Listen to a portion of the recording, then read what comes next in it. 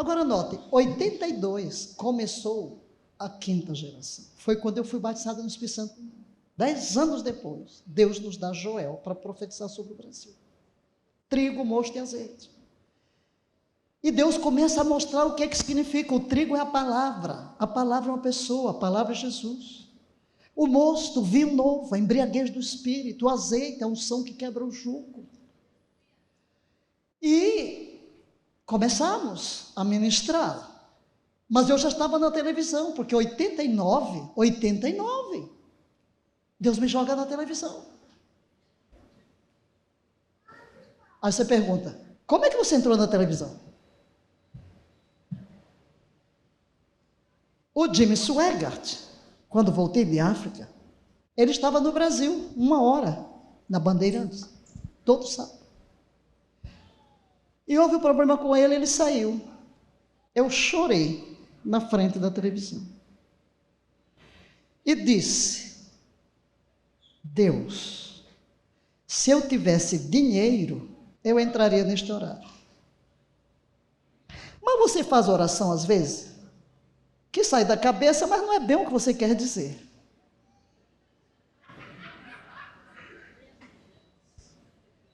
É só porque eu estava com pena. Não existiam programas de televisão evangélicos. Tinha assim, por exemplo, em algum local uma coisa. Agora, um nacional, 1 hora de televisão, era o Jimmy Swaggart, dinheiro americano. Quando é um belo dia, recebo um telefonema de São Paulo, porque antes tinha um empresário em São Paulo, que ouvindo meus cassetes que começaram a se multiplicar, meus cassetes começaram a voar pelo Brasil todo, tchum, tchum, tchum, tchum, tchum, o que a gente pregava lá para os guerreiros começaram a voar pelo Brasil, e milhares de cassete, e esse empresário, Deus falou com ele, põe isso no rádio. Comprou 1h30 de rádio para a esposa, em São Paulo, aqui, jogar meus cassetes. Imagina. Aí foram milhares de cassetes, aí comecei a pagar a multa, né? Porque comprava cassete virgem de São Paulo, chegava lá com tanto peso. Aí depois tem o meu pastor, que tinha uma ótica, ofereceu a cota dele, também estourou. Aí eu tive que abrir a palavra da fé. Tive que abrir a palavra da fé para poder absorver os cassetes. E então ele ficou aqui. Aí, 1h30 de rádio. Aí um dia ele me liga. Tínhamos comprado a casa ali na Rua Astorga, estávamos fazendo reforma.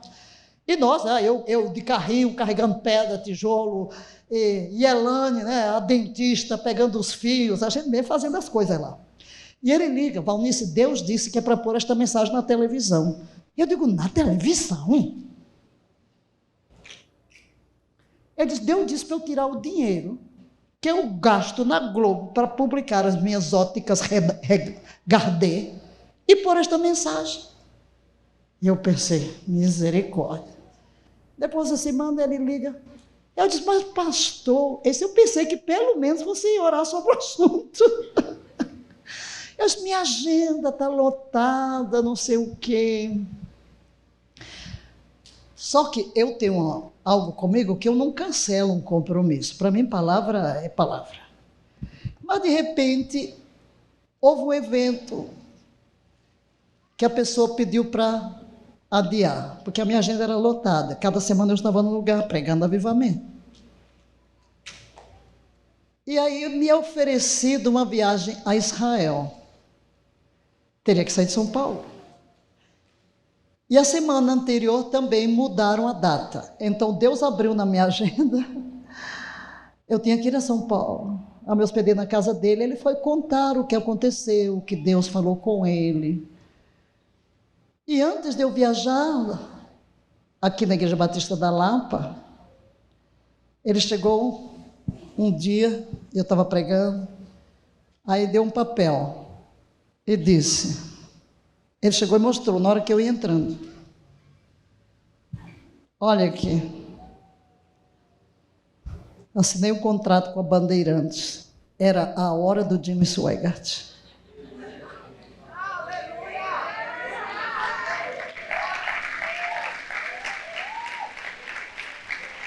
1 hora de televisão. Eu nunca tinha encarado uma câmera na minha vida. Eu disse, senhor, doido. E eu já ia viajar para Israel. Ok? Quando eu volto, ele diz, olha, é tão caro fazer uma edição de televisão. Ele fez um contrato por 3 meses. É tão caro que eu tive que alugar uma ilha. Então tem que filmar os programas para 3 meses.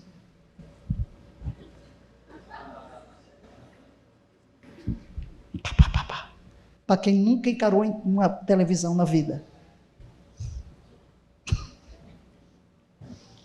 Mas eu tenho uma aliança. Vou sempre te obedecer, sem nunca te questionar. Nem que tenha 1000 gelinhos aqui na boca do estômago. E comunhão fechada com os joelhos. Comunhão fechada é bater o joelho no outro, fica tremendo, né? E assim foi, queridos. E ele disse, temos que pôr um endereço de São Paulo. A sede do ministério era Recife. Ele disse, porque o pessoal de São Paulo não dá valor ao que é do Nordeste. E eu disse, e como é que vai ser isso? Ele disse, é um contrato para São Paulo e as cidades de São Paulo.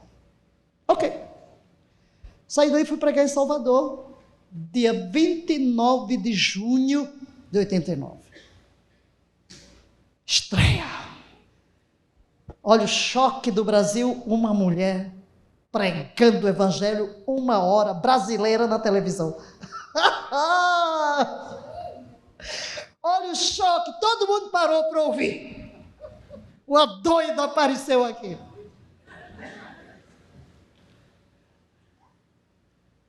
Eu estou em Salvador, aí começa a receber.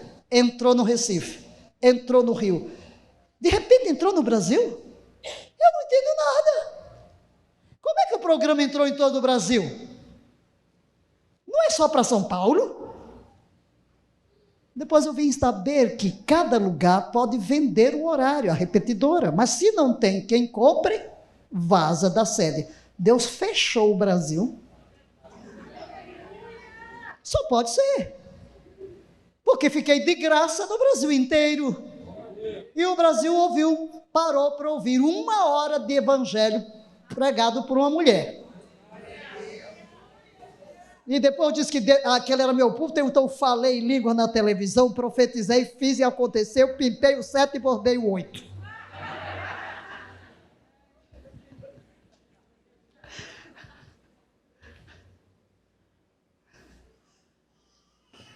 Porque Deus faz o que Ele quer. E você tem que esquecer quem você é. Deus mandou, vai embora. É Deus quem faz, queridos. Só que, 3 meses depois, eu estava pregando nos Estados Unidos. E ele, pastor Flávio, liga. Diz, Valnice, você vai continuar na televisão porque a Universal está oferecendo $1 no horário. E foi o tempo que a inflação do Brasil foi para 1.000 e lá vai. E ele disse, triplicou o preço, não tenho condições. Eu disse, Deus, não é meu projeto. Não é meu projeto. Liguei, só a diretoria se reúna, o que fizer está feito. Aí eles pararam, a diretoria e eu fora, e analisaram, será que Deus ia abrir as portas no Brasil todo, só para ficar 3 meses? Vamos assinar o contrato.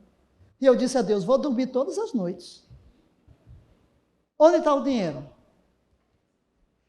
Queridos, guarde isto no seu coração. Não faça nada que você não tenha certeza que foi Deus. E o resto é problema de Deus, não é seu. Você só tem que obedecer. O resto Deus vai fazer. Vou lhe dizer, eu estive 23 anos na televisão. Nunca olhei para as finanças, nunca perguntei quanto dinheiro tem, nunca ficamos devendo nada. O povo pensava que eu tinha muito dinheiro. Pastor Júnior é que ficava se descabelando lá, né, que cuidava das finanças, orando. Nunca aceitei um patrocinador. Porque quando me vieram um patrocinador, até se lembra, porque é Arisco. Eu disse, Arisco, patrocinador. O que significa a palavra patrocinador? Pai? Ah, não. Deus é o pai.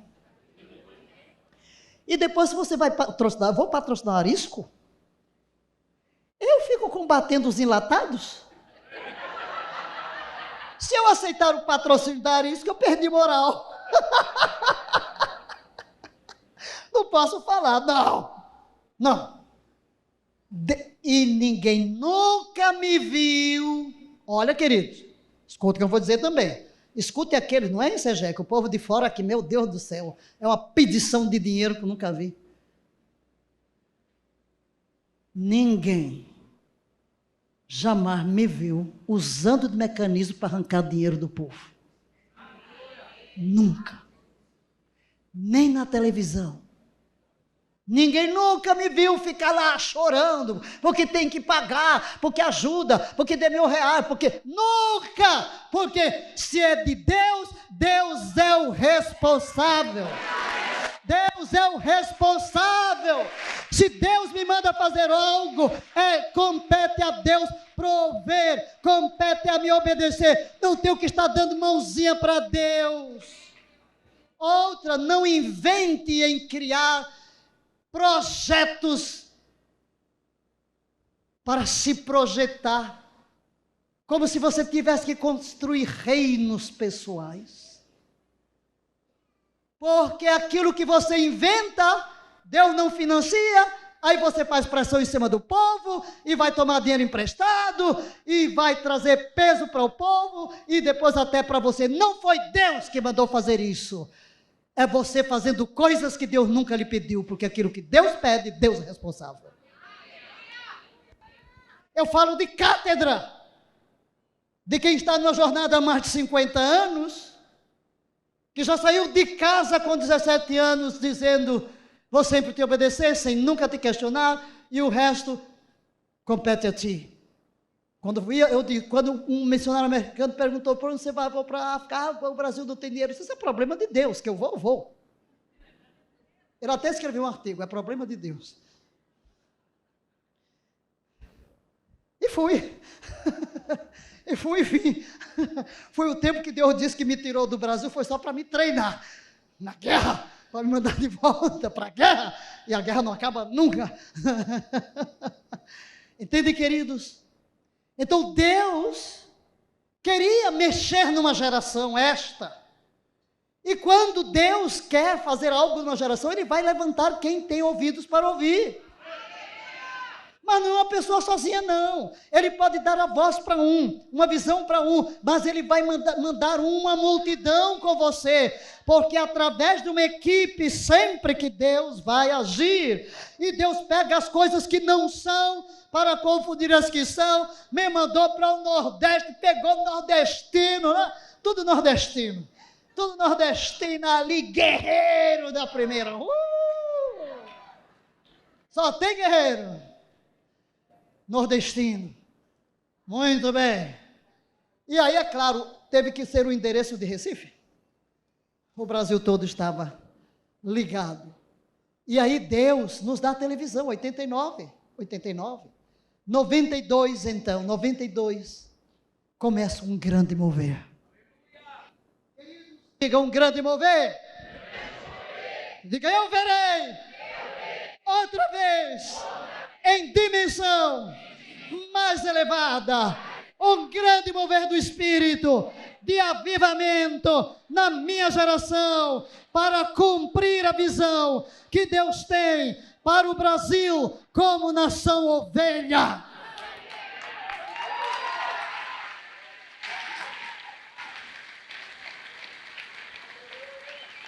Estou eu aqui uma geração depois para dizer que Deus tem agido.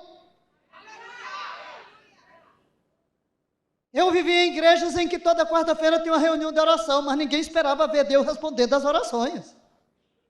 Aí Deus me mostra que sim, ora pelo enfermo, ele é curado, expulsa o demônio, Deus vai agir, a palavra quer dizer o que ela diz, e por isso eu pus na boca do povo, diga, eu me movo pelo que creio, não me movo pelo que vejo, não me movo pelo que ouço, não me movo pelo que eu sinto, eu me movo pelo que creio, Deus está sarando a nossa terra. A gente falou tanto que Deus está sarando a nossa terra, que nasceu um ministério chamado, Deus está sarando a nossa terra. Aleluia! Mas eu quero falar de Joel, porque daí que vem a questão da geração. Começamos, ok, a profetizar, e eu já estou na televisão, ministrando, 1 hora sem quebra, sem anúncios, sem propaganda, 1 hora batida de televisão. Pá, pá, pá, pá, pá, pá. Por isso é que todo mundo parou para ouvir. Você não imagina, eu encontro gente, tudo que é canto na vida, em lugares da terra, que foram alcançados pela televisão. Uns reconhecem a minha voz, é Valnice? No banheiro, na fila do aeroporto, em restaurante. Eu me converti, porque minha mãe, porque isso, porque aquilo, olha, eu sou pastor, hoje eu sou apóstolo, hoje eu sou isso, sou aquilo, fui treinado, sou seu discípulo, eu nem conheço, mas eu sou seu discípulo e tal. Sim, eu fui treinado na escola bíblica da TV, foi o meu seminário, aleluia, agora é a escola bíblica na internet.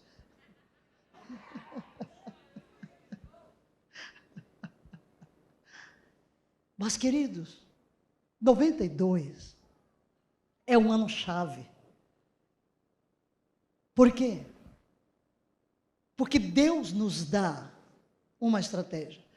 E quando eu disse que eu me vi aos 80 anos diante de jovens, ensinando como se conquista uma geração, na realidade é isso que eu estou passando para vocês. Como você toca uma geração. Como se toca uma geração. Ainda ontem no carro, conversando, ele falando que todas as igrejas no Brasil que tem qualquer modelo de igreja em células, bebeu daqui. Bebeu daqui.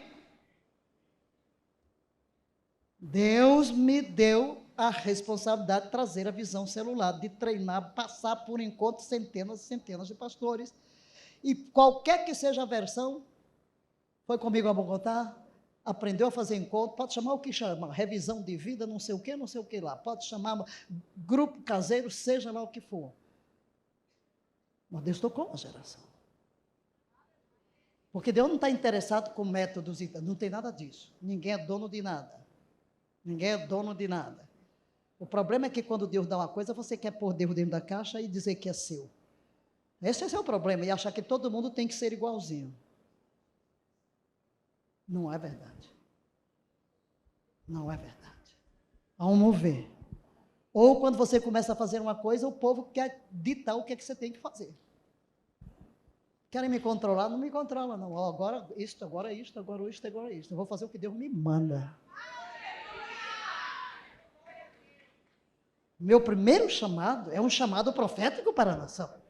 Existem fases dentro desse chamado. E você recebe de Deus, faz, e tem que deixar de lado. E passa a tocha. Passa a tocha. Não fica lá seguro. Não fica lá seguro. Sou eu que prego, sou eu que faço, eu sou o único apóstolo que tem aqui. Que horror!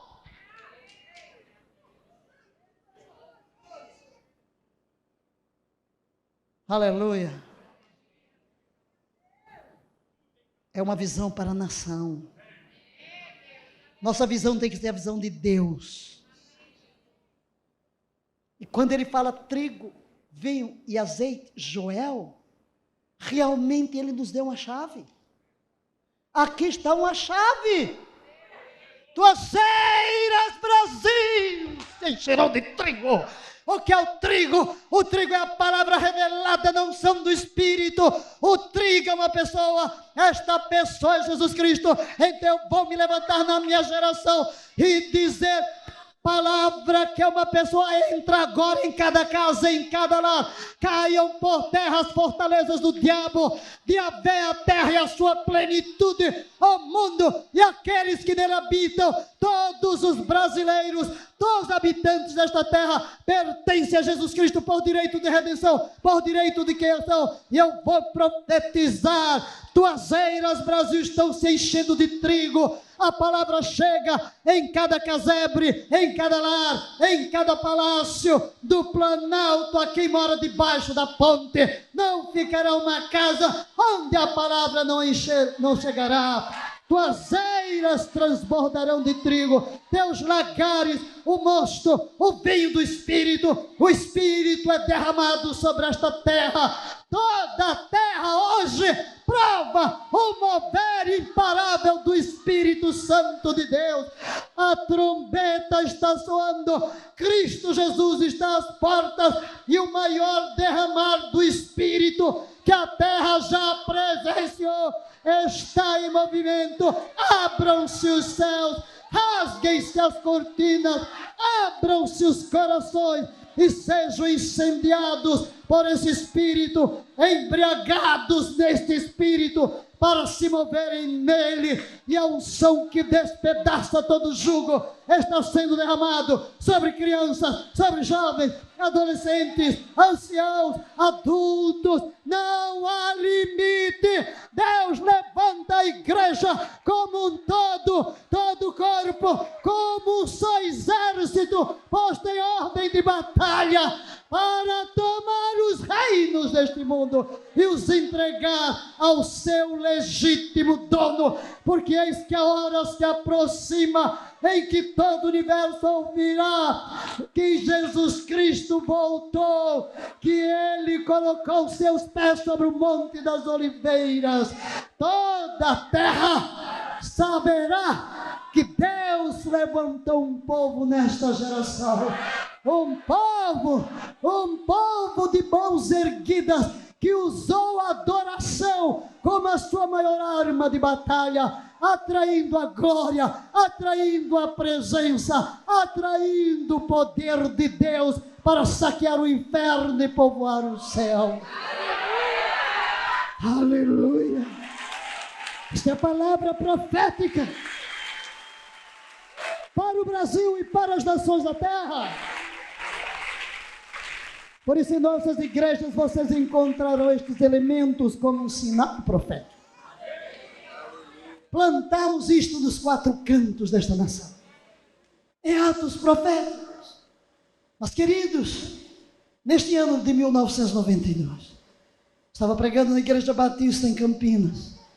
Meu pai, que é o que me adotou como filha, pastor João Batista Martins de Sá, eu estava no hotel, orando, e Deus me disse: vou te mostrar o Brasil em Joel.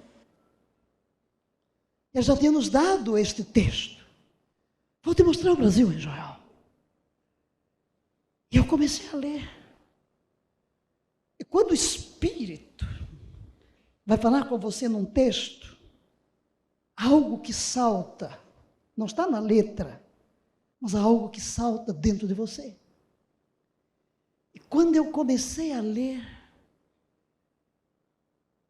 eu vi o que ele queria mostrar. Eu vou ler.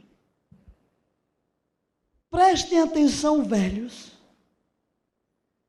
Escute, povo de Judá. Já aconteceu alguma coisa tão terrível como esta em nossos dias ou no tempo dos nossos antepassados? Digam. Quando eu li o versículo 2 e 3, e a última parte diz: a geração seguinte, é um relato. Qual relato eu digo? Digam, primeira geração. Aos seus filhos o que aconteceu? Seus filhos, segunda geração. Que eles contem aos seus filhos, terceira geração. E que estes falem sobre isto, quarta geração. A geração seguinte, aí para. Quinta. Parou na quinta. Naquela hora, o que Deus me mostrou? E eu peguei a caneta. Uau! 5 gerações. A 5ª geração vai tomar conhecimento de tudo isso. E o que Deus mostrou? A história do Brasil, no capítulo 1 de Joel. Cada gafanhoto ali representa um período da nossa história que deu brecha a Satanás de nos oprimir como nação. Porque o diabo entra onde conquista direito legal. Mas depois de mostrar a causa, vem a solução: jejum e oração. Jejum e oração, jejum e oração, jejum e oração, jejum e oração. E depois é que vai vir: depois disto derramarei do meu espírito sobre toda a carne, vossos filhos e filhas profetizarão. Então esse derramado espírito vem em consequência de um tempo de arrependimento, de quebrantamento, de jejum, de oração, de se voltar para Deus. Ali eu entendi, somos a 5ª geração. Mas é 92. Ainda temos 30 anos durante esta geração. E o que fizemos nestes 30 anos? Começamos logo ali em 92 a mobilizar intercessores proféticos. Eu comecei a ensinar tipos de oração, intercessão, jejum, pela televisão. Treinando intercessores pela televisão e apelei para que guerreiros, chamei guerreiros de oração, se inscrevessem. Eu diria que, olhando para trás, parece um milagre. Porque não tínhamos televisão, não tínhamos internet. Como era a nossa correspondência? Correio. Carta pelo correio. Queridos, eu recebi 10.000 cartas. 10.000 irmãos de tudo que é denominação neste Brasil se alistou na companhia dos guerreiros com a promessa de jejuar um dia por semana, profetizando Joel 2, 22 a 24. Quantos evangélicos tem no Brasil? Nem 8% quando começamos. Não tínhamos pessoas de influência, servos de Deus, nessa nação. E numa dessas reuniões de guerreiros, no ano em que Collor era candidato, estava com os guerreiros na quadra do Marista. Não tinha nem cadeira para sentar, a gente não alugava nada, porque eu dizia que o rei não precisa de cadeira para sentar, né? Né, Graça? Você estava ali, né?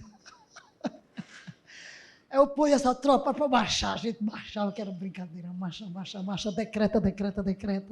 decreta, e marcha, Deus está sarando a nossa terra, oramos, aí era a oração final, eu estou com o joelho no ar ainda, Deus fala, tira os olhos dos candidatos, nenhum deles é meu escolhido, a redenção do Brasil virá pela igreja. Ali, queridos, eu tenho uma visão espiritual não é ver coisas, é uma visão espiritual. Deus levantando servos para ocuparem lugares de influência em todos os segmentos da sociedade. Aquilo que hoje chamam os 7 montes, eu vi ali em 89. Não se chamava 7 montes, chamava disso, nada disso. Mas é Deus levantando gente crente, desde a política, em todos os lados. Então começamos a orar aí, para que Deus realmente levantasse vidas de influência. É por isso que quando veio a visão celular, o que Deus me disse, você mobilizou a força aérea, eu dei ao meu servo César a estratégia da infantaria, então traga a infantaria. Então por quê? Pela força aérea limpa os céus, mas pela infantaria tem que entrar em cada casa e conquistar vida por vida.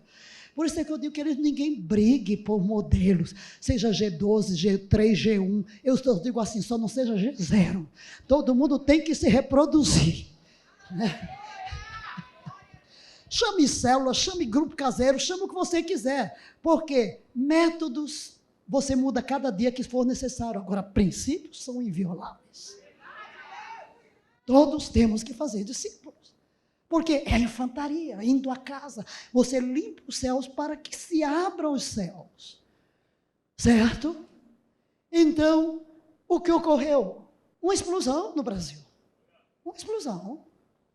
Muita gente se convertendo, igrejas grandes surgindo, todos esses movimentos. E quando chegamos ao fim dos 7 anos, 7, íamos entrar no ano 2000, 7 anos, 31 de dezembro. Eu fiz um jejum de 40 dias, não era o primeiro jejum de 40 dias que eu fazia. Eu fiz um jejum de 40 dias, a igreja estava fazendo de 10, esta igreja. Vários irmãos dormiam lá no templo com colchonetes, eu também fiquei os últimos dias lá. 7 dias, um culto. Eu quero saber quem de vocês já participou de um culto que durou 7 dias, 7 noites. Essa igreja já fez. 79, 7 dias e 7 noites. Encerrando essa mobilização com os 10 mil guerreiros de oração. Profetizando trigo, mosto e azeite. Olhe para as estatísticas e você vai ver quantos milhões entraram no reino de Deus no Brasil neste período de 7 anos. Nós nos multiplicamos pela intercessão profética. Pela intercessão profética. Agora, chegamos no ano passado, 6ª geração, e quando eu percebi o ano passado, fiquei aqui porque eu quero orar para vocês aqui, porque vocês são minha tropinha de, lindos. Eu vou me lembrar quando eu encontrei Jesus, tão jovenzinho como vocês. Eu creio nos jovens. Como eu creio. Porque Deus me falou. E temos muitos aqui, foram chamados. E é já que eu vou entrar na Bíblia. E hoje, quantas horas eu vou falar, hein?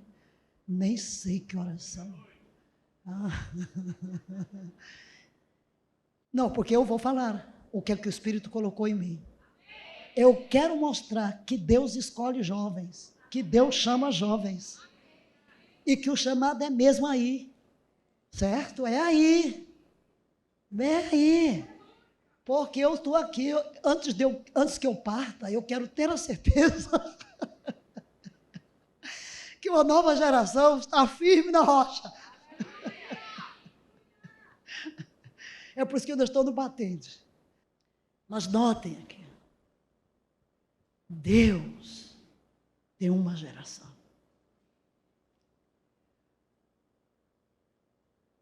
Esta é a geração. E se você está pegando hoje esse Brasil do jeito que está pegando, se a gente pegou esse Brasil com 8% e você pega com 35%, o que falta? Falta muito pouco. E a gente não tinha recurso nenhum. Não tem Instagram, não tem internet, não tem nada. Só tem uma máquina de escrever daquela toque. Que quando erra uma palavra tem que repetir tudo. Olha, o primeiro livro que eu escrevi, Comunhão Princípios de Fé. Errou uma letra, tem que datilografar tudo de novo. Foi assim. E hoje, tudo está aí. O que é que precisa? É já que eu digo. O que é que precisa? Porque o ano passado eu verifiquei que Deus criou sinais. O Brasil completou 200 anos. São 4 jubileus. Nós entramos em jubileu. Nós estamos começando um novo período de jubileu, os próximos 50 anos. Então, jubileu é tempo de se anunciar libertação. Quer dizer, este é um ano altamente profético.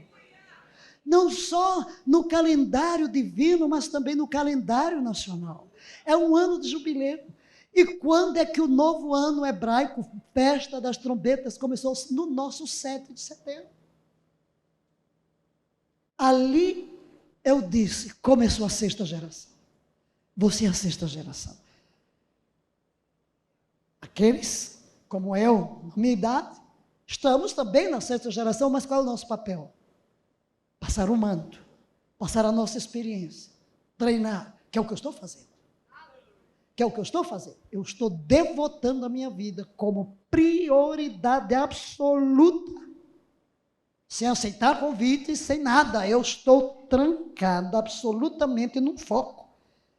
Deixar um legado, que é o Instituto Bíblico Palavra da Fé, um bacharel em teologia de 4 anos, com todas as cadeiras. É uma loucura. Professor da maior número de aulas, com pesquisa, com tudo, com trabalho. Depois agora vamos formar a primeira turma. Logo a seguir já vem a segunda turma, logo o primeiro semestre que vem. Tudo que sonhamos está em operação numa plataforma, você termina, já tem a nota. Certo? E com a visão, queridos, a visão de 89. O nosso seminário não está pensando, eu não penso que estou num seminário bíblico para formar pastores de igreja local, não.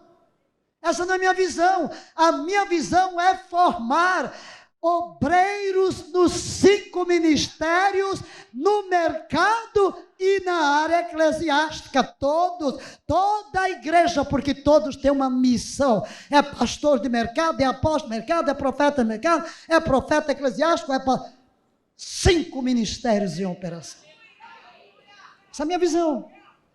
E é hoje o que estamos fazendo. E os alunos que nós temos hoje no IBPFé, nós temos médicos, temos engenheiros, temos PhD, temos dona de casa, temos pastores, temos apóstolos, temos gente de tudo que é ofício, sendo treinado para fazer do seu papel, da sua missão, da sua profissão, porque tudo é missão divina, um campo de conquista do reino.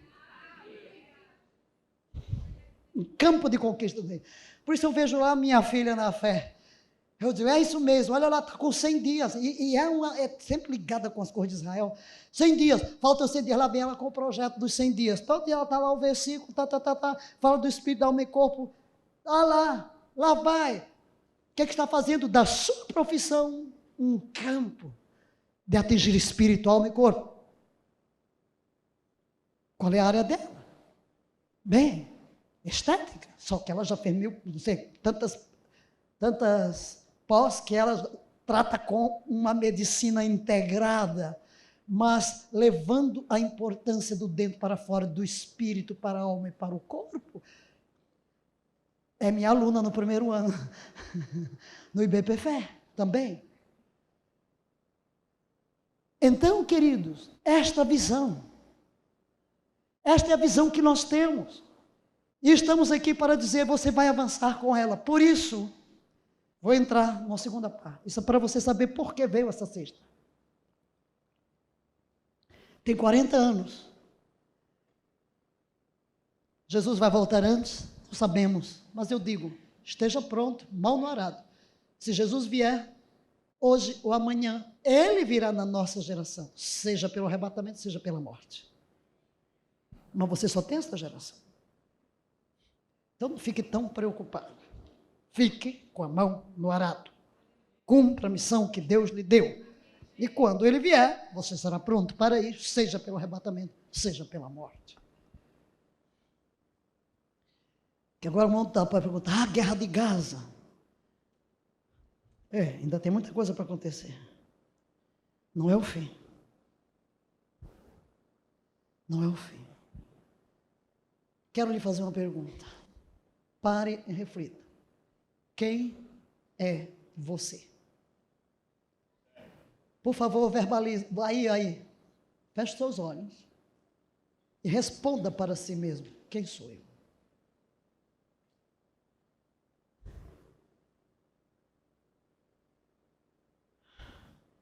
Você consegue definir quem é você? Uma segunda pergunta, continue com os olhos fechados. Em quem você quer se tornar? Em quem você quer se tornar?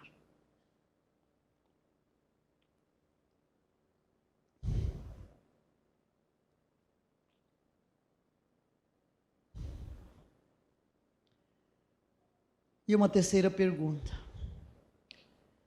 Qual é o propósito para o qual você existe? Você já definiu de uma forma bem clara, escreveu isto, por que existo? Por que vim ao mundo? Qual é o propósito da minha existência? Qual é o propósito de Deus para a minha vida?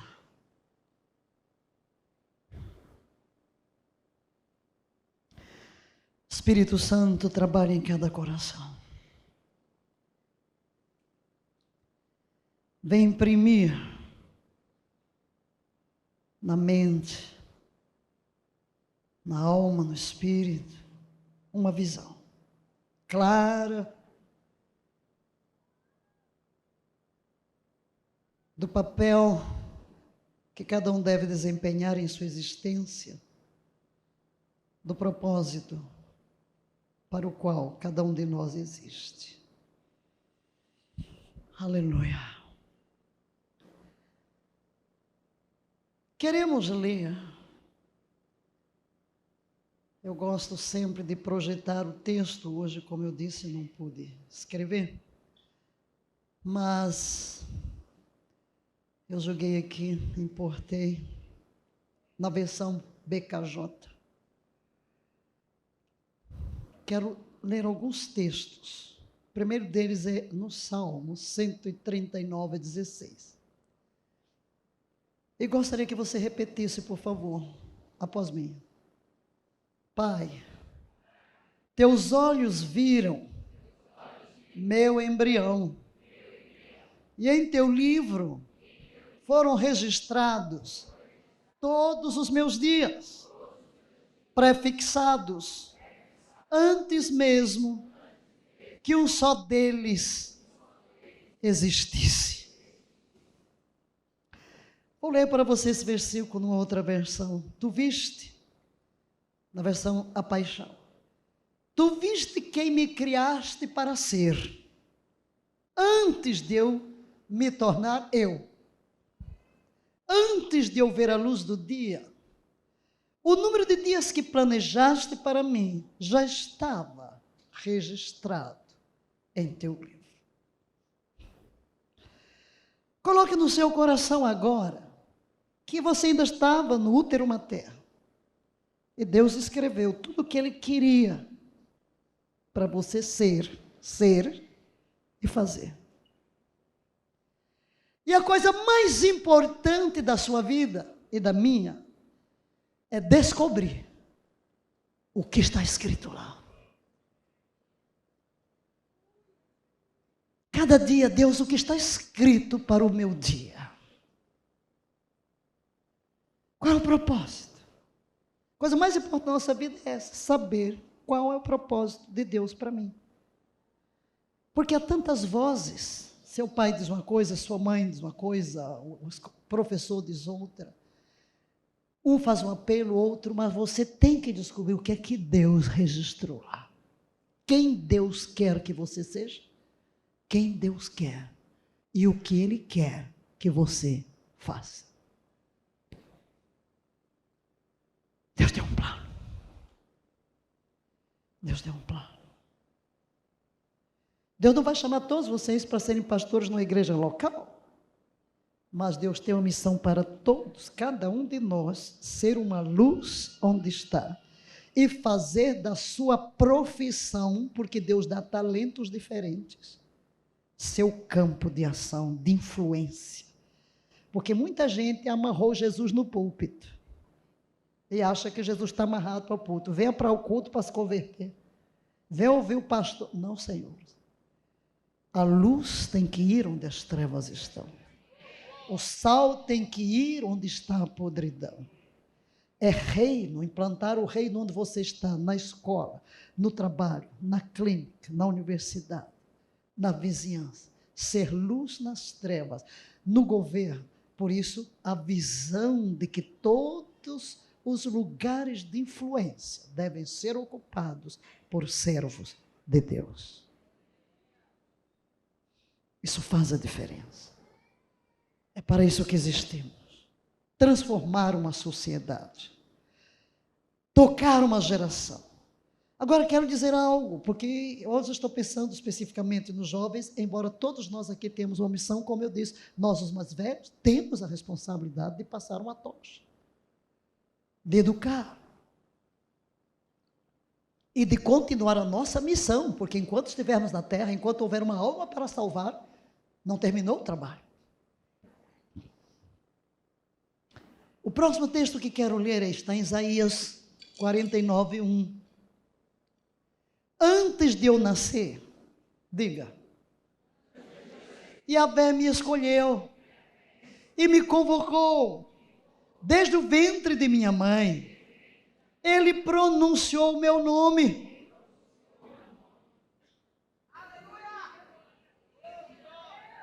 Outra versão diz, o Senhor me chamou desde o ventre, do ventre da minha mãe, Ele fez menção do seu nome. Entendeu? Você já foi chamado. Diga, sou chamado. Ainda no ventre Deus fez menção do seu nome. Ele tem o seu nome escrito na palma da mão dele. Aleluia. Os olhos de Deus estão em cima de você o tempo todinho. Por isso, às vezes, você se desvia e Deus vai atrás. Deus vai atrás. Eu falei sobre a minha médica, ela tem uma experiência interessante, o pai dela era médico também, mas era ateu. Ela ficou mortalmente doente com 1 ano e pouco, pois ela com 1 ano e pouco pediu ao pai para ler a Bíblia, e ele pensando que ia morrer, ele lia a Bíblia. Então dentro dela houve sempre uma fome. Aí morreu o pai, foi uma desolação total, perdeu o chão, perdeu tudo, era tudo para ela, e Deus me manda a ela, imagina, para eu discipular alguém com a fome de Deus. Eu disse assim, Deus adora. Depois vem, seu nome, Joana, sabe o que significa? Agraciada de Yahvé. Me dê os seus sobrenomes. Minha filha, você tem sangue judeu, não tem para onde ir. Tem gente que Deus pega e vai atrás, e vai criar uma circunstância, porque tem um propósito. Tem um propósito. Então Deus tem um propósito na sua vida, mesmo que você passe uns anos fora, longe, Deus vai buscar você. Aproveita uma chance. Por exemplo, essa médica que estava assim, perdeu o pai há pouco tempo, foi ao Rio numa igreja, e ela está lá, aí vem uma senhora, falando em línguas, e ela pergunta à irmã, que língua que ela está falando? E vem a pessoa e diz, você está zangado comigo porque perdeu seu pai, e começa, você não está no seu propósito. E ela ficou, uau, mas desde criança, quando ela foi curada, já falava, quero curar gente, quero curar gente.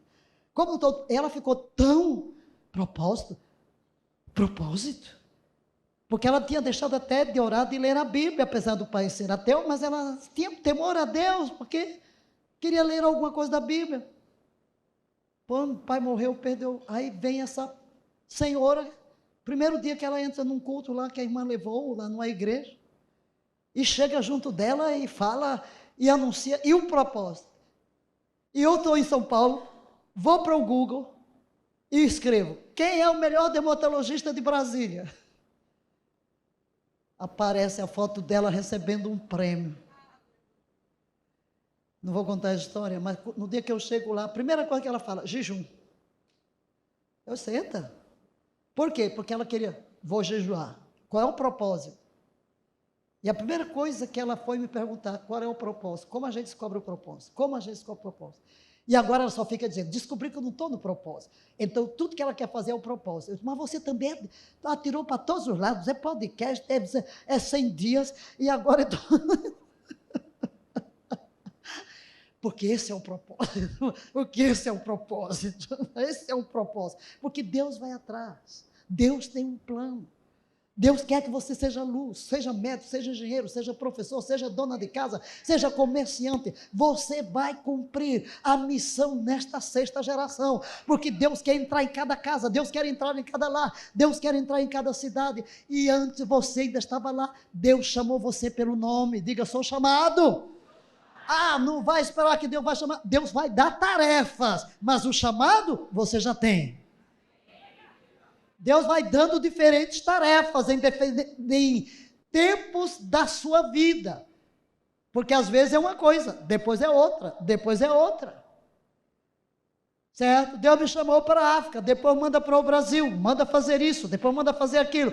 Vai agora, traz esta visão, agora é isto, agora é a televisão, agora é a internet, agora é o instituto, agora... Assim você vai obedecendo a Deus e vai cumprindo as tarefas que Deus lhe deu dentro de um chamado que todos temos desde o ventre materno. Outro texto que me veio ao espírito, porque eu estava orando especificamente por este encontro, é em Jeremias.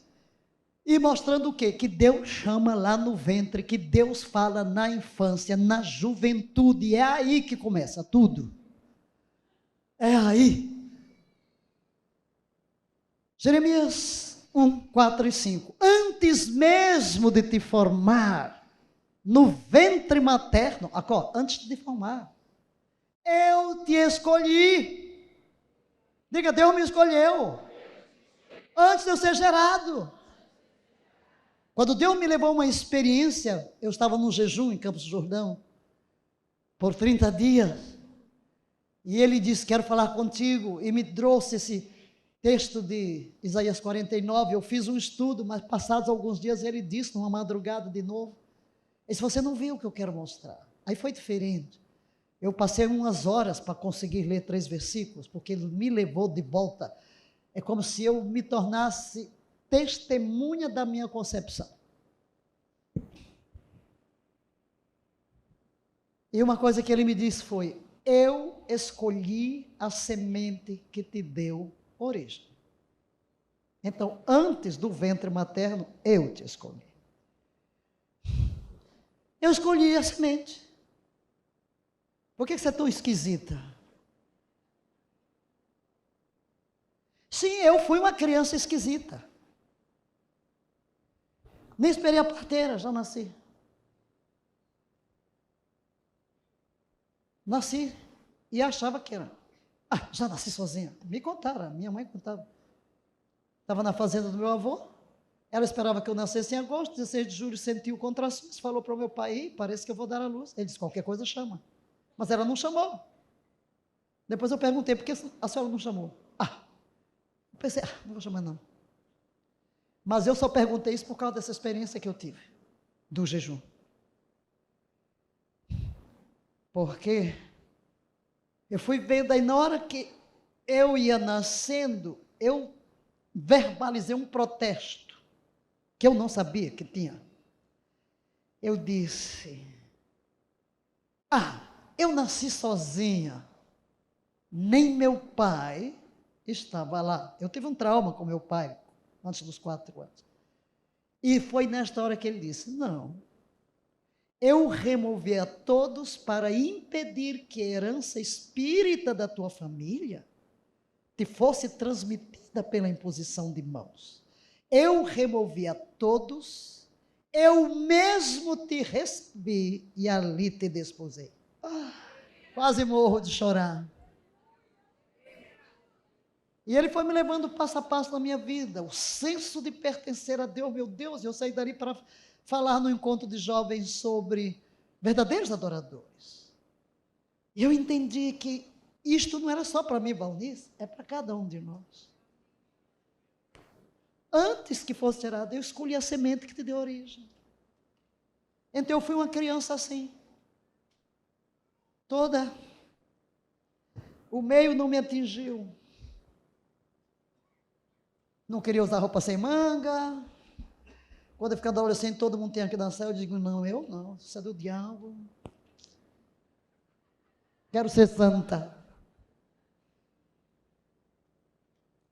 Calada. Quero ser santa.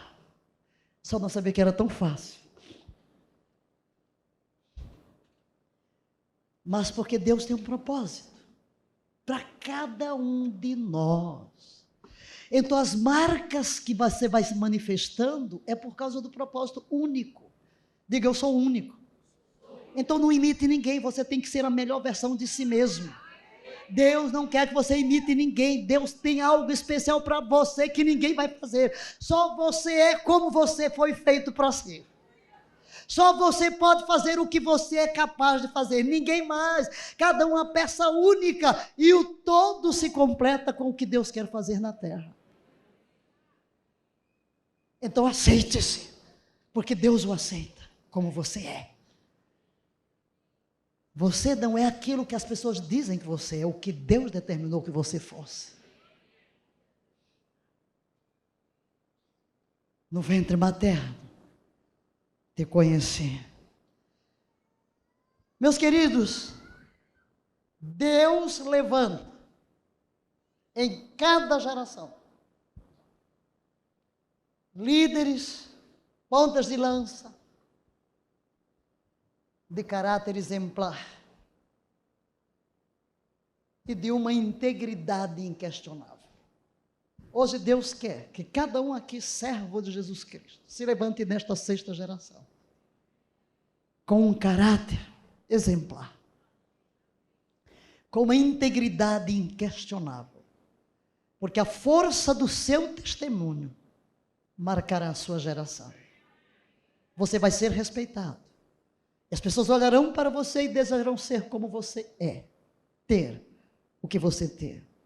Mas o que significa o caráter e a integridade? Podemos definir como solidez. A integridade é a solidez do caráter. Ser inteiro, ser completo no espírito, na alma, no corpo. Vem de integrar, tornar único para formar um todo completo, perfeito. Retidão, perfeição. É a qualidade de alguém que tem uma conduta reta, uma pessoa de honra, de ética, educada, imparcial, pureza, castidade, um aspecto dinâmico da nossa personalidade. É aquilo que nos faz diferentes uns dos outros, o caráter, a integridade. Eu falei da minha equipe, que Deus tem mandado pessoas exatamente com isso. Faz a diferença, o caráter, a integridade. Intocáveis. Intocáveis. Mas,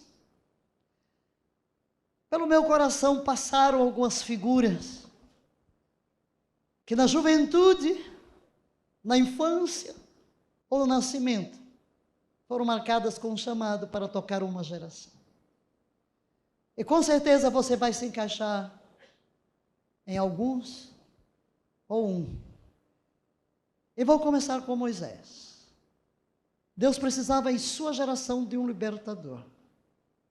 Que fosse um libertador, legislador, para arrancar uma geração da sua opressão. Eu pergunto, existe opressão na nossa terra? Deus precisa de você. Deus precisa. Agora, quando Deus chamou Moisés? No ventre materno. Deus fez Moisés crescer como um homem livre no palácio. Deus não desperdiça experiências. Talvez você lamente algumas experiências do seu passado.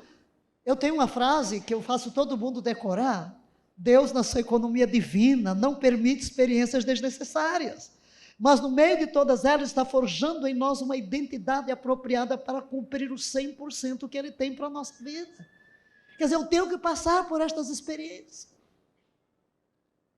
Então, aquilo que está ocorrendo, como é você vai dizer, Moisés foi chamado com 40 anos, não, senhores, no ventre materno, como você. O que ocorre é um processo. Deus está trabalhando com você hoje. Não desperdice a experiência de hoje.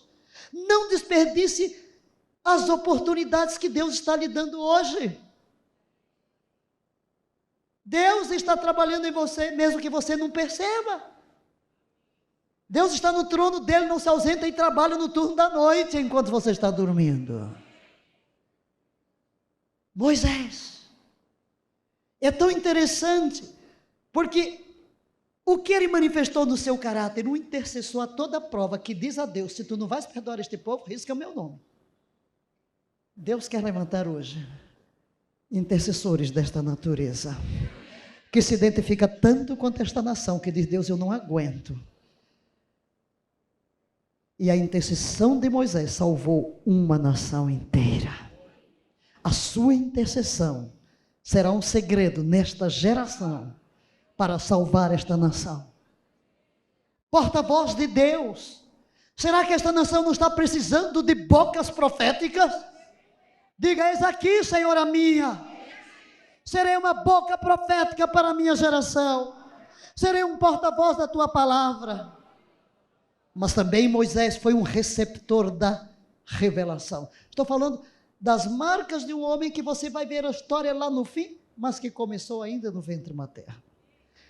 Em quem quero me tornar? Olha a pergunta lá do começo. Quem sou eu hoje? Mas em quem quero me tornar? Deus quer tornar você um outro Moisés na sua geração. Alguém que liberta o seu povo, alguém que intercede para salvar um povo, alguém que recebe uma palavra de Deus e fala a palavra de Deus, e alguém que recebe uma mensagem, não da cabeça, mas a mensagem do próprio Deus e transmite à sua geração. A segunda figura que quero destacar é Samuel. Uma criança. No capítulo 3, e o versículo 1 de Samuel diz assim: Samuel ainda era menino, mas continuava a servir a Yahvé, sob a direção de Eli.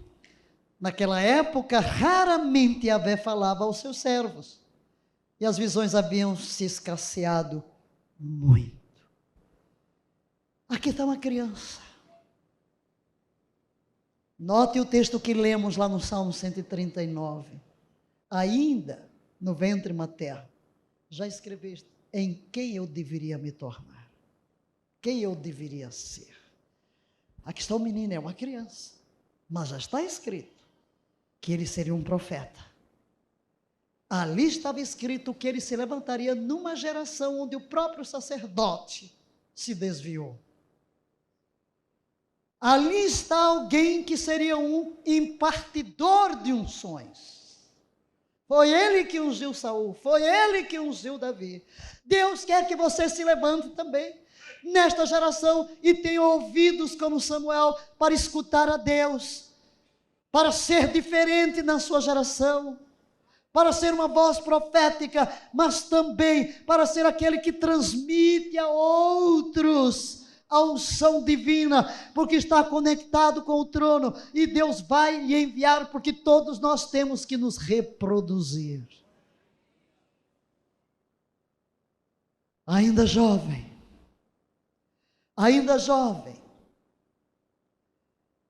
Josué, aqui está outro Josué, levantado para uma geração de guerreiros. Você é levantado hoje como um Josué.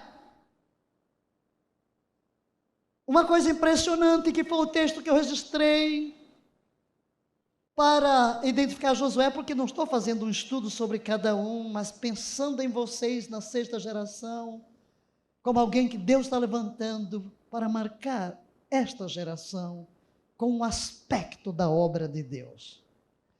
No capítulo 33, versos 7 a 11, de Êxodo, vendo o povo a coluna de nuvem que estava à porta da tenda, todo o povo se levantava e inclinavam-se cada um à porta da sua tenda. Então Yahvé, o Senhor, falava com Moisés face a face, como quem conversa com seu amigo.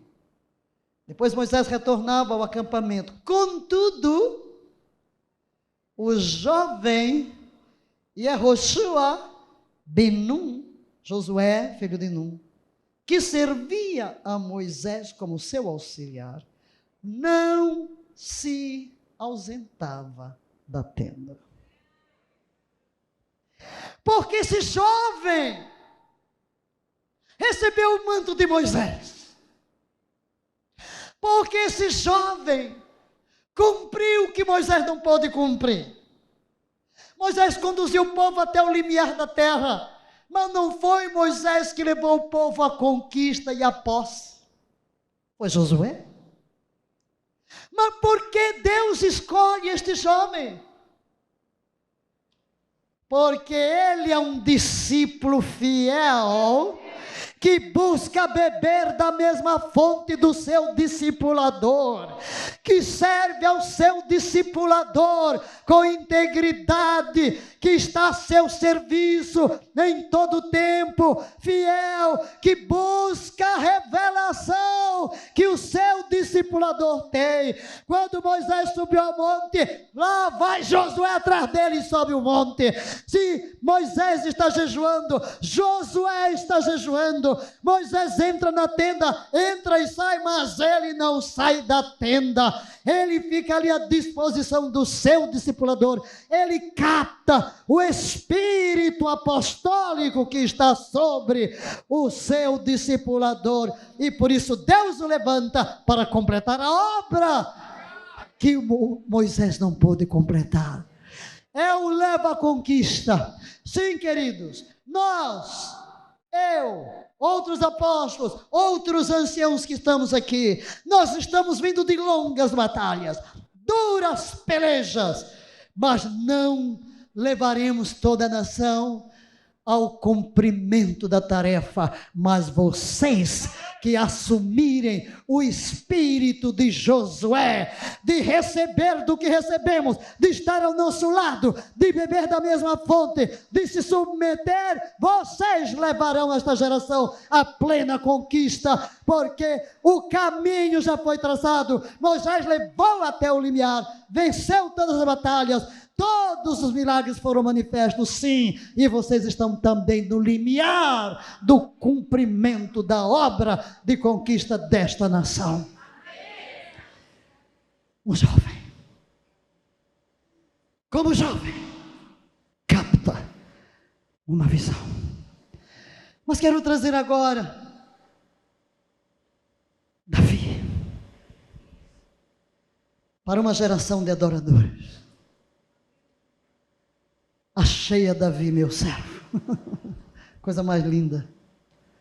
Achei a Davi, Salmo 89, verso 20. Com meu santo óleo, ungi. Que homem que Deus levante em sua geração para trazer um padrão de adoração. Um homem segundo o coração de Deus. Tangedor de arca, quando a adoração vinha, o espírito maligno de Saul saía, porque a adoração, queridos, é este instrumento poderoso para demolir fortalezas e para atrair a presença de Deus. Doce cantor de Israel, escritor dos Salmos, a adoração das 24 horas, o turno de adoração, um padrão que depois vem a profecia que Deus havia de restaurar o tabernáculo de Davi que foi caído. Deus quer levantar hoje você. Queridos, nós temos que encharcar os céus de adoração profética, adoração em santidade, mãos santas que se erguem, que adoram e atraem a presença de Deus. Não há arma de batalha espiritual em nível estratégico mais poderoso do que a adoração. Mas adoração de corações santos. Santos. Em nossas lives de sábado, entramos na área da santificação. Santificação. Estamos nos estendendo, porque é hora de levantar um povo santo, porque a carnalidade, o pecado tem dominado a igreja, meu Deus do céu, tem feito dos cultos das igrejas um horror. É coach para cá, é coach para lá, é endeusamento do homem. É tudo externo. Deus não aceita uma adoração que não brote de um coração santo. Deus quer levantar Davi nesta geração. Porque Jesus descerá numa nuvem de adoração. É quando as taças do trono se enchem do louvor e da adoração do povo de Deus, que ele vai se levantar do trono e vai descer.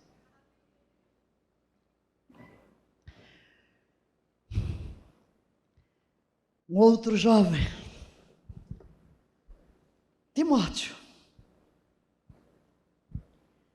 Timóteo.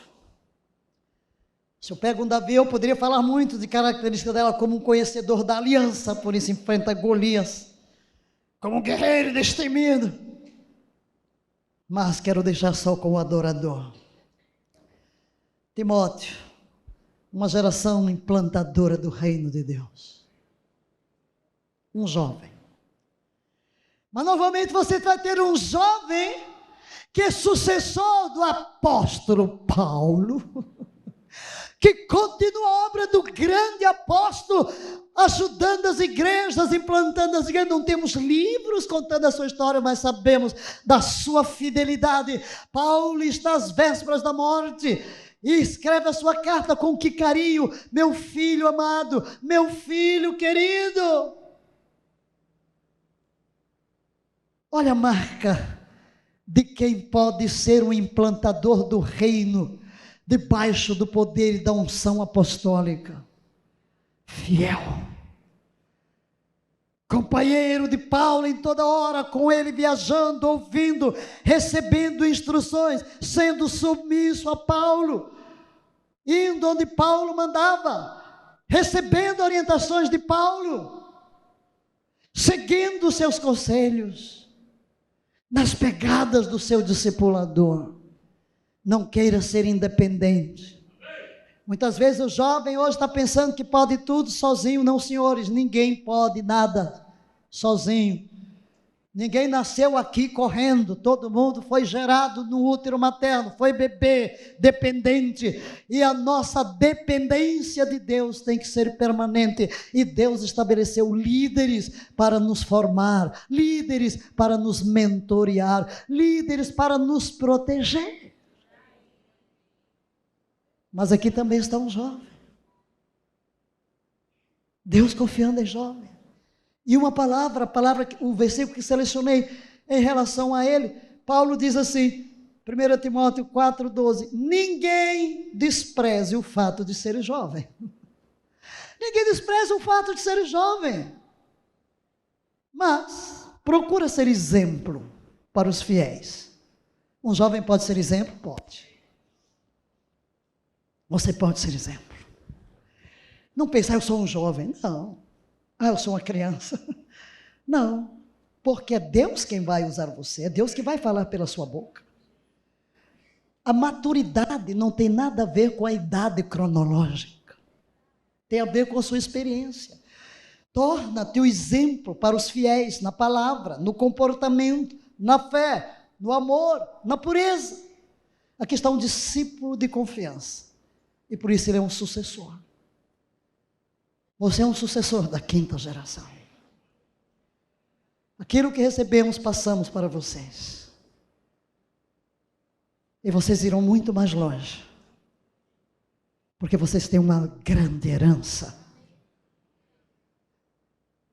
Mas um 6º jovem, avivalista. Oh, como estamos precisando de avivalistas, não? O jovem avivalista, que se levanta de uma geração corrupta. Josias, o pai de Josias foi terrível, o pior dos reis de Israel, o mais idólatra ao ponto de Deus dizer que não havia mais jeito para o povo. Mas aqui se levanta um jovem, que tem um pai tão terrível, mas Deus está com Josias. E nós lemos, segundo de Crônicas 34, tinha Josias 8 anos, quando começou a governar, 8 anos, e reinou 31 anos em Jerusalém. Josias agiu de modo justo, sincero, diante de Yahvé, o Senhor, obedecendo aos conselhos e orientações de Davi, seu antepassado e predecessor Davi, sem se desviar, nem para a direita, nem para a esquerda. No 8º ano do seu reinado, 8 e 8, 16 anos. Sendo ainda bem jovem, Josias começou a buscar o Deus de Davi, seu pai e predecessor. E no 12º ano, 20 anos. Deu início à reforma religiosa de Judá e Jerusalém, retirando os altares idólatras, os postes sagrados, as imagens esculpidas e os ídolos de metal, e empreendeu o maior avivamento da história de Israel. Um jovem, tão jovem adolescente busca Deus, não seguiu o seu pai que se desviou e se tornou idólatra, foi a Davi, aquele com quem Deus fez aliança, seguiu os seus caminhos e busca Deus e manda restaurar o templo. É quando se descobre a lei de Deus que estava perdida. Vem um arrependimento profundo de Josias. Ele chama todo Israel, e não apenas a tribo de Judá. Se espalha o chamado também pela parte norte, que tinha sido levado cativo para a Síria. Um grande avivalista. Por isso, em sua geração foi poupada a nação e não veio o juízo de Deus. Queridos, Deus precisa de você hoje, para se levantar como Josias, reformador, avivado, que restaura o lugar da palavra de Deus, que volta ao temor de Deus, estudar a palavra, o temor de Deus dominando você, o espírito de arrependimento, o retorno desta nação. A nossa nação tem se desviado, nós estamos vivendo dias de juízo, nós estamos vivendo dias de desvio, nós estamos vivendo dias de governantes que estão afastados de Deus, e Deus precisa hoje de você, jovem, e de todos nós aqui, como tochas de avivamento da nossa geração, para clamar a misericórdia de Deus, para nos arrependermos dos nossos pecados nacionais e chamar o povo de volta a Deus. O sétimo que queremos trazer é Daniel, um governo profético. Um governo profético. Eu sei que Deus vai chamar muitos de vocês para posições de governo, de autoridade. Falo de governo não é só no sentido político, mas estar à frente de empresas, à frente de universidades, à frente de escolas, mas como uma voz profética. Daniel é um jovem, e é interessante ver as características deste jovem, quando ele é levado para lá no capítulo 4, no capítulo 4, diz que eles tinham que ser sem defeito, eles tinham qualidades físicas. E segundo o termo que aparece lá no hebraico, Yeladim, devia ter entre 14, 15, 16 anos por aí, ou um pouco mais. A ausência de defeito, então ele tinha sim, características físicas, intelectuais, morais, espirituais. Não vou entrar num estudo aqui, mas ele se afastou da aculturação. Deus precisa hoje que você se aparte da cultura. Este jovem chega ali e ele não entra na cultura do povo. Não quer ser aculturado. Não vou comer. A Bíblia diz, propôs no seu coração não se contaminar. Você vai para a universidade, pode ser contaminado. Seus colegas de trabalho podem ser contaminados. A cultura é hostil. E nós vivemos dias em que um projeto maligno para todas as nações da terra estão entrando em operação a partir de políticas governamentais em todo o nosso mundo ocidental. E aqui, meu jovem, fuja de ser aculturado. Permaneça fiel. Permaneça fiel a despeito de qualquer coisa. Deus vai protegê-lo como protegeu a Daniel. Deus vai honrá-lo como honrou a Daniel. Daniel era um homem de governo. É fantástico que ele atravessa todo o período do Império Babilônico, entra no período persa, sendo reconhecido um homem íntegro, de espírito excelente, mas que não se dobra diante da perseguição, da calúnia, não se acultura. Embora à sua volta tudo seja paganismo, ele mantém-se fiel e torna-se um profeta que traz revelações tão tremendas acerca do Messias e até acerca dos fins dos tempos. Que profeta foi ele? E Deus quer fazer isso na nossa geração.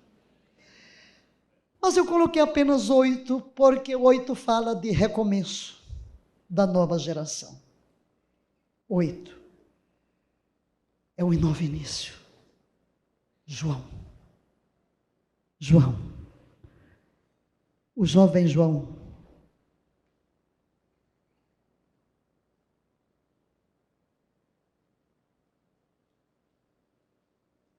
o maior canal da revelação de Jesus Cristo. Você foi levantado hoje para revelar Jesus. João capta o Espírito de Jesus, ele era jovem. E talvez por ser o mais novo, caçulinha, ele achava que Jesus tinha um carinho especial por ele. Ele até, quando se refere a ele, diz o discípulo a quem Jesus amava. Até parece que Jesus não amava os outros. Mas está lá escrito, como Jesus amou os seus, amou-os até o fim. E Jesus mesmo disse que o Pai os ama como ama a mim. Mas João tinha aquele carinho especial. E é tão grande essa identidade desse jovem João, o mais jovenzinho dos apóstolos, que quando Jesus está na cruz, quem fica? Só ele. Só ele. Só ele. Ele entra na sala de julgamento e fica. E esse jovem captou tanto o Espírito de Jesus, que Jesus na cruz entrega a sua mãe a ele. Mãe, eis aí o teu filho. Filho, eis aí a tua mãe. É ele que quando Jesus vai ao encontro dos que foram pescar após a ressurreição, e os discípulos pensam que ele não vai morrer, e Pedro pergunta, o que vai ser deste? E Jesus diz, se eu quero que ele fique até que eu venha, aí o povo pensou, ele não vai morrer, mas foi aquele que mais viveu. E queridos, quando lemos os sinóticos, Mateus, Marcos e Lucas, nós temos muitas histórias, muitos milagres, mas quando você lê o Evangelho de João, é totalmente diferente. Já começa no princípio era o verbo estava com Deus, o verbo era Deus. Você tem ali o que, olhem os capítulos 13, 14, 15, 16, 17 de João. Todos estes capítulos sobre a última noite de Jesus. Olha os ensinos sobre o Espírito Santo. Então eu quero deixar aqui este último jovem, o conhecimento de Jesus, tão íntimo, tão próximo, que se tornou o canal da revelação de Jesus Cristo, no livro que em português se chama Apocalipse, mas isso é apenas a transliteração da palavra revelação.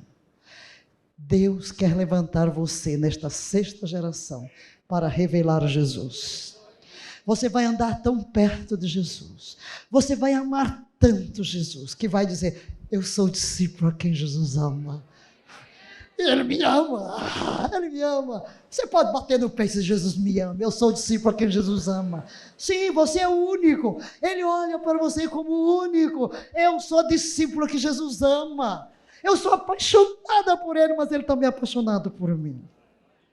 É por isso que eu gosto da versão A Paixão.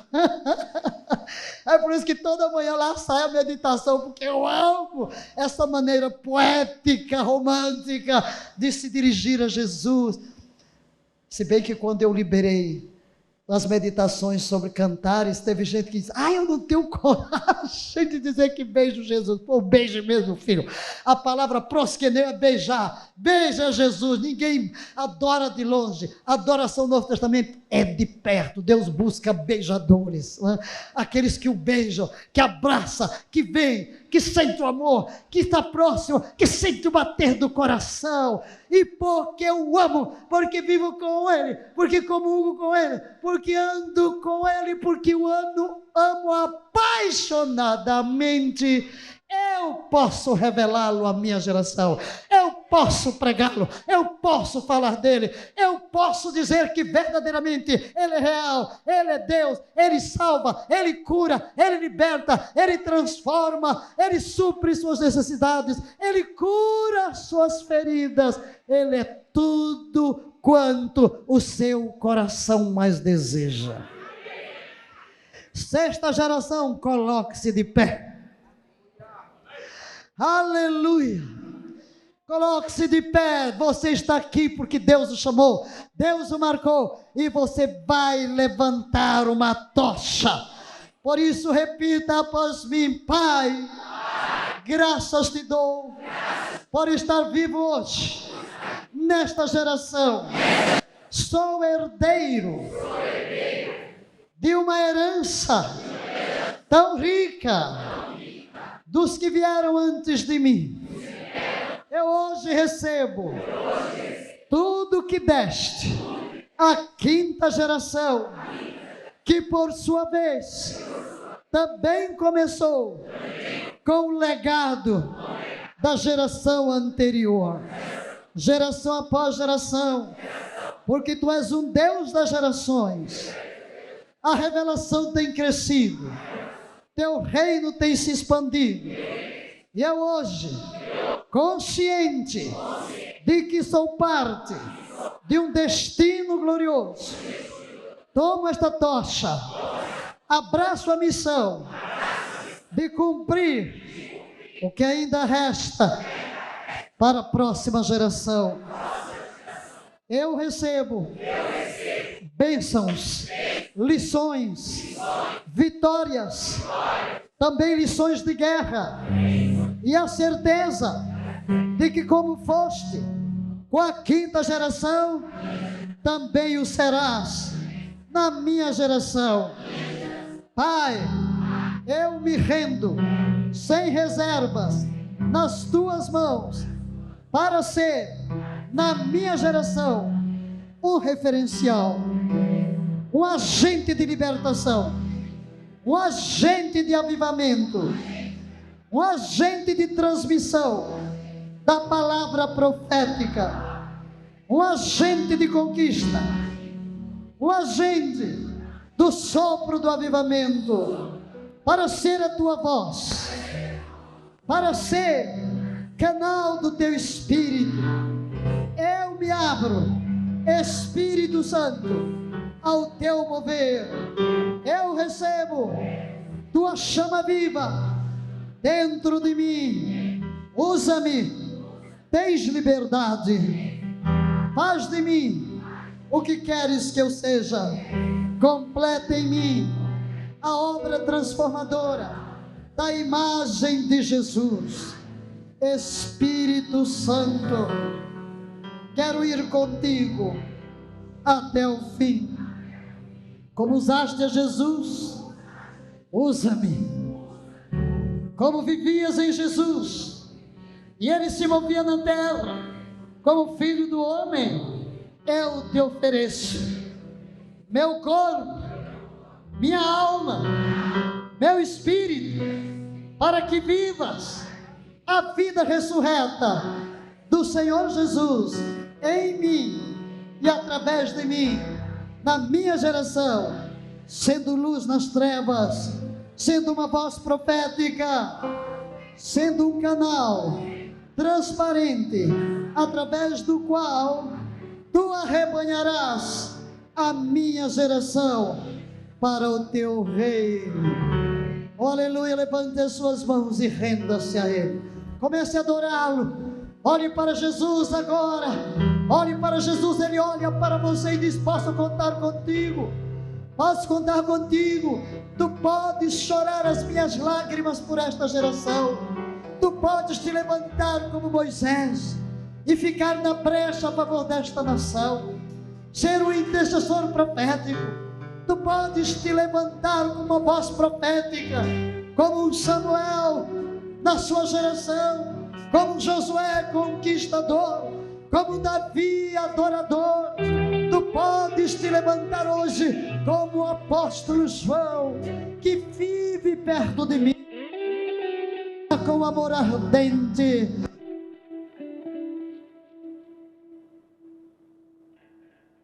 Os outros a realidade de quem eu sou. Oh, aleluia. Espírito Santo, vem agora. Libera o teu manto sobre cada um destes.